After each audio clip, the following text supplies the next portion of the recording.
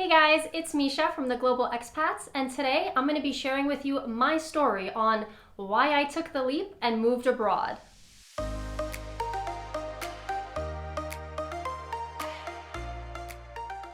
So the reason Matteo and I are sharing our stories on why we moved abroad and took that pretty scary leap is because we hope that even if just one person watching this video gets that inspiration or becomes a little bit less afraid or nervous to take the leap for themselves, that is more than enough for us. Hopefully it inspires more than one, but that is why we are sharing our stories with you.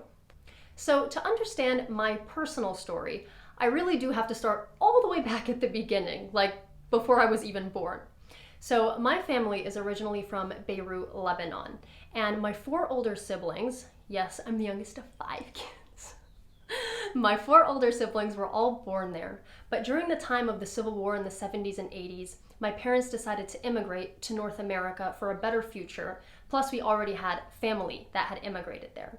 So they waited for the papers, and when the papers came, they moved to Canada. 3 years after they moved, I was born, so I am made in Canada. But when I was 6, we immigrated to Los Angeles, California, where we had some other family members. And that's pretty much where I grew up from 6 till about 20 years old. And ever since I was a little kid, I always dreamed about going to Europe, living in Europe, like probably the way most little girls dream about their wedding. I had, magazine clippings of the Eiffel Tower and Big Ben and the Colosseum and all of these different places around the world. And I hoped one day that it would come true.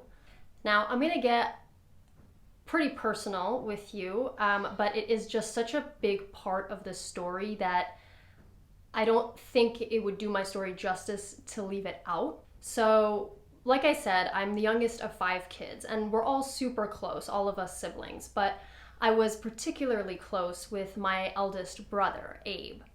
And even though there was a 15-year gap between us, I am quite significantly younger than my siblings. I was like his little sidekick. We would play games, and I was just always by his side. We were best friends. I'd even make him like those little clay things with the broken heart, and we each had a side that said best and friends.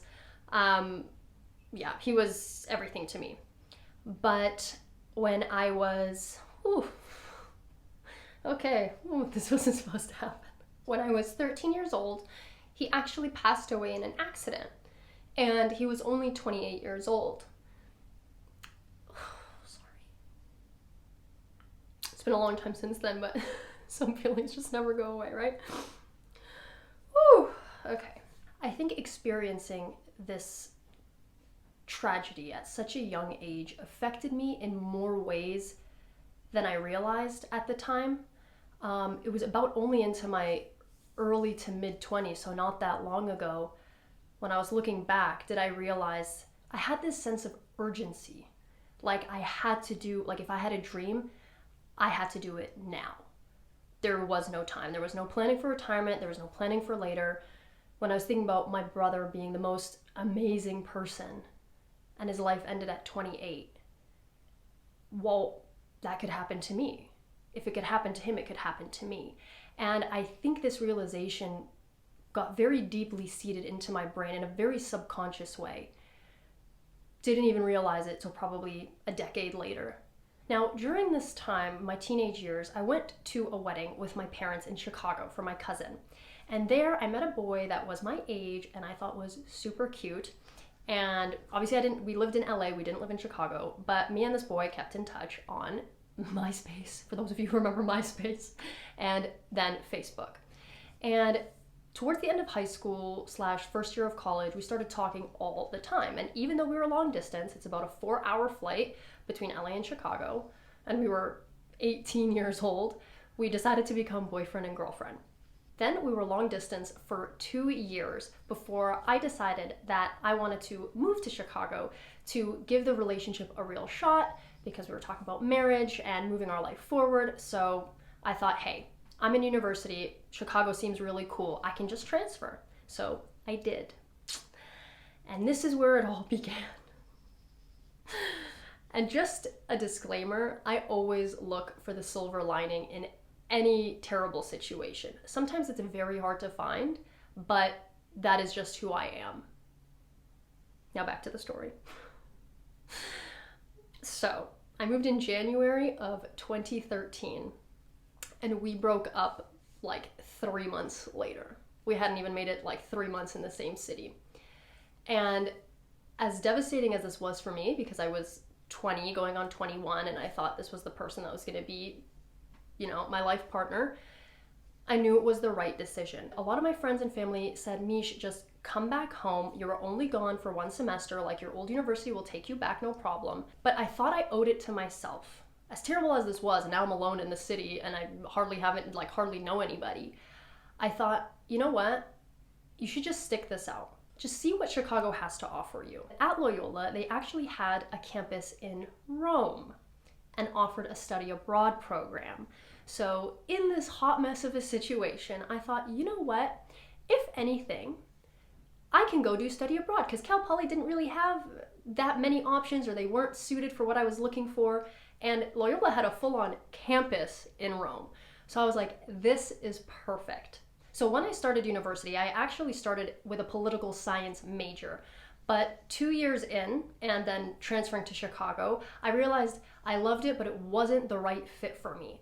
So I decided when I started at Loyola that I was switching my major to communications, so advertising, public relations, and marketing. Because of this switch, I had to extend my 4-year degree by 1 semester, so it would be 4.5 years. And then if I studied abroad, it would just add on time. But I was like, you know what? I'm so close to achieving one of probably my biggest dream of going and seeing Europe and living in Europe. So I think we'll just make it an entire 5th year. And I took that fall semester to go study in Rome and realize that dream. During my time studying abroad, I took a few trips with this tour company. And I had a great time on the trips with them, on the weekend trips, and all the guides were pretty much in their early to mid-20s, and they were all American. I was like, this is so cool. Like, I should look into this after I graduate if I want to come back and live in Europe again. So that's exactly what I did. And had I not studied abroad and taken these trips, I probably wouldn't have known about it. So gotta follow the signs. So when I came back from study abroad, I had my final semester at Loyola. And with graduation approaching and obviously thinking about what I'm going to be doing next, am I going to stay in LA or Chicago, or, you know, where am I going to be? I decided to apply for the tour guide job to see if I could maybe just go to Europe first and then come back and get a real job. But I applied, went through the interview process, and it was like pretty much a sure thing. But then I did a less irrational thing. So one of the summers when I was in university, I interned for a creative agency in LA. And it was really small, but I was working like as an assistant / associate producer for clients like Facebook, YouTube, Google, to create video content for them. And it was an awesome internship. I couldn't believe I even got it because I was still in college. And when I graduated, I actually just sent them an email because I loved working with them so much. And I was like, hey, you know, I'm graduating. Yeah, we had a very friendly relationship. So I'm like, hit me up, you know, if you need a hand on anything. And then they did. This was an incredible opportunity. So I told myself, I was like, you know what, Mish, like, I know Europe can happen, but maybe do this first because this is amazing. And then when the time's right, you know, go back to Europe. Granted, I know this is a little contradictory to what I said before when I was like, you have a dream, chase it. But getting to work on these huge projects with people that I loved working with was something I really wanted to do. So I didn't feel like I was giving anything up. I was actually very excited for the opportunity, and it ended up being like a great 1.5 years of working on awesome projects, and I learned so much. So after my time was coming, because it was a project by project thing, and I felt, you know, after about 1.5 years, okay, right? I kind of felt it. I was like, I think now maybe, you know, start looking at Europe. You've grown a lot here, but maybe now see how you can grow some more and do other things you want to do. So I applied again for the tour guiding job, and I got it. And within a month, I had booked a ticket, packed my bags, said bye to my friends, and I said, I'll see you when I see you, because I have no idea when I'm coming back. or where this opportunity is gonna lead. So I'm gonna throw in a little quote here because I'm a firm believer that everything happens for a reason. Like you have to go and, take the opportunities and take chances, but I am a firm believer that everything happens for a reason. Even the bad stuff, even, the redirections that you didn't see coming. So one of my favorite quotes that has just stuck with me ever since I heard it years ago, life can only be understood backwards, but it must be lived forwards.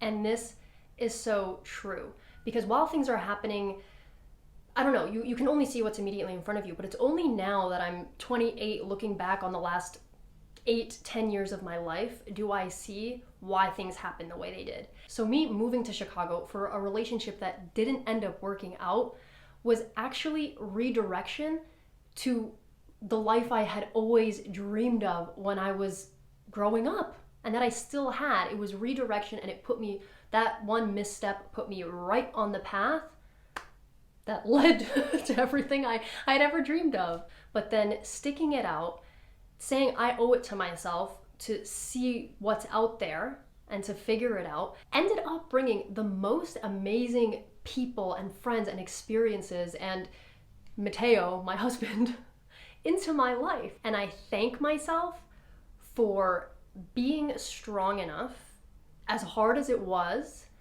being strong enough to stick it out in Chicago, to take the leap and study abroad, to then not take the tour guiding job the first time around, and to taking that agency job in LA. Because, and I was telling Matteo this like a while ago, had I taken the job a year and a half before I actually went, Matteo and I would have missed each other because he wasn't in Europe yet, and I probably would have been back home by the time he went. So delaying that just a bit and following my gut and taking that ad job in LA, which was awesome, and then going to Europe was a fantastic decision. And I didn't realize at the time, I only realized now that me and Matteo have been together for a couple years now, that we would have totally missed each other. So it's kind of crazy to think about. Granted, there were some really tough times. There were some nights I freaking cried myself to sleep, or, called my parents and cried on the phone, like, what am I doing? Getting through those days, I look back and I thank myself for not throwing in the towel, for not calling it quits and going back home.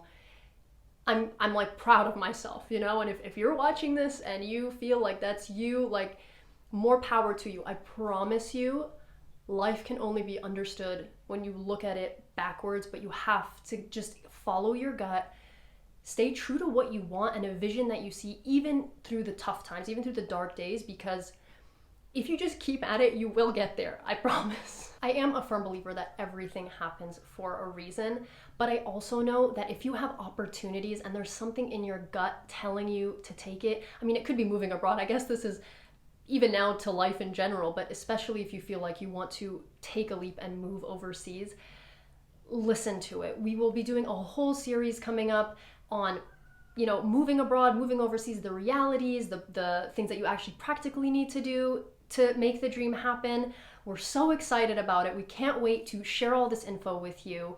And, don't be afraid. We're here. If you have any questions, please leave us a comment below and we'll do our best to answer you guys. But we have a whole series coming up, so hit the subscribe button because you don't want to miss it. If you are thinking, I feel like if you're on this video, maybe the wheels are already turning, right? So you definitely don't want to miss out. Come to our community. We're going to be friends. We're going to help you. And again, if you have any questions, just drop us a comment below, and we'll see you guys in the next video.